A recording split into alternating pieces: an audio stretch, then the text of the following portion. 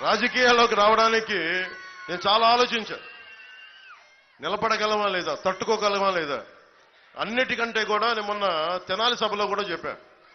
ఒక సమస్య గురించి మాట్లాడాలంటే చాలా కన్వీనియంట్గా రైట్గా నేను డిప్లొమాటిక్గా మాట్లాడాను. ఒక తప్పుని ఒక తప్పుగా చెప్తాను.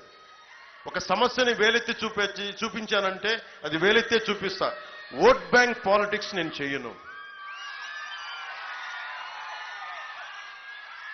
నేను భారత రాజ్యాంగాన్ని సంపూర్ణంగా నమ్మిన వాడిని. భారత రాజ్యాంగాన్ని సంపూర్ణంగా నమ్మినవాడు రాజకీయం చేస్తే ఎలా ఉంటుందో జనసేన చేసి చూపిస్తుంది. జగన్ ఏ మూలకెళ్ళండి, వాళ్ళు ఏ సామాజిక వర్గంలో పెట్టుకుని, ఇక్కడ ప్రసాద్ రాజు గారు కానీ, అక్కడ జక్కంపూడి రాజా గారు కానీ, అటు ఎవరన్నా ఏ కులస్తులైనా కావచ్చు, ఏ సామాజిక వర్గమైనా కావచ్చు, జగన్ గొడుగు కిందకి వెళ్ళగానే అందరూ రౌడీజాన్ని గుండాయిజాన్ని నమ్ముతూ ఉన్నారు. ప్రతి ఒక్కరు. ప్రసాద్ రాజు గారు కూడా చెప్తా ఉన్నా,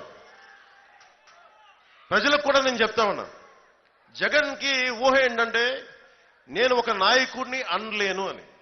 అతను అంటే అతని కులస్తులందరూ మాకు ఓటేయరు అని. ప్రసాద్ రాజు గారిని తిడితే ప్రసాద్ రాజు గారినే తిట్టినట్టు, ఆయన సామాజిక వర్గాన్ని తిట్టినట్టు కాదు. అది శ్రీనివాస వర్మ గారిని అడగండి. అలాగే నేను బయటికి రాగానే చాలా మంది ఆయన కాపలా కుక్కలు చాలా బయటకు వస్తాయి, ఆయన పెంపుడు కుక్కలు చాలా బయటకు వస్తాయి. బయటికి వాళ్ళందరికీ చులకన ఏంటంటే పవన్ కళ్యాణ్ మా సామాజిక వర్గం కాబట్టి మేము ఏదైనా అనొచ్చని తన్ని తగలేస్తాను. ఇలాంటి పిచ్చి వాగుళ్ళు వాగారంటే